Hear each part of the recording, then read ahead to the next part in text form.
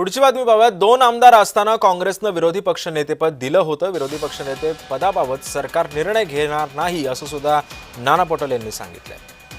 हैदराबाद गॅझेटच्या नावाखाली जातीमध्ये भांडणं लावण्याचं काम सध्या सुरू आहे। राज्याची तिजोरी लुटण्यासाठी चोर एकत्र आलेत असं सुद्धा पटोले म्हणतायत।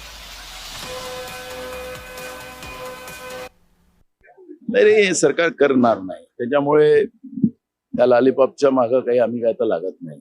त्यामुळे या सरकारला लोकशाही मान्यच नाही आहे, त्याच्यामुळे ह्याच्यावरचं हे काही मंथन करायचं काही कारण नाही।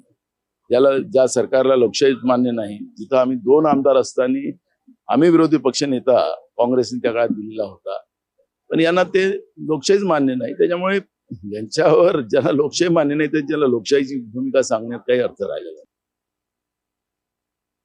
हैदराबाद गॅझेटर मध्ये त्यांना Maratha versus OBC, Dhangar Banjara versus आदिवासी ही महाराष्ट्रामध्ये लढाई करून घ्यायची होती आणि त्याच्यामध्ये या सरकारला यश आलं।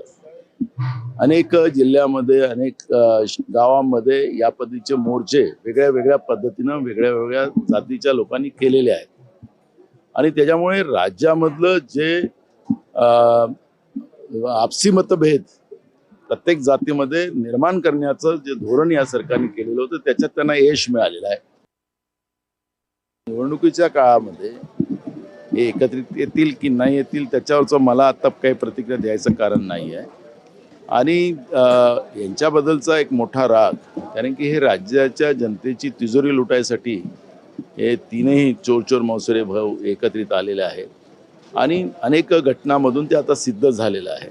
त्यामुळे मला असं वाटतं की जनतेमध्ये या सरकारच्या बद्दलचं मत एकदम खराब आहे आणि लोक आता यांना घरी पाठवायची तयारी करतील।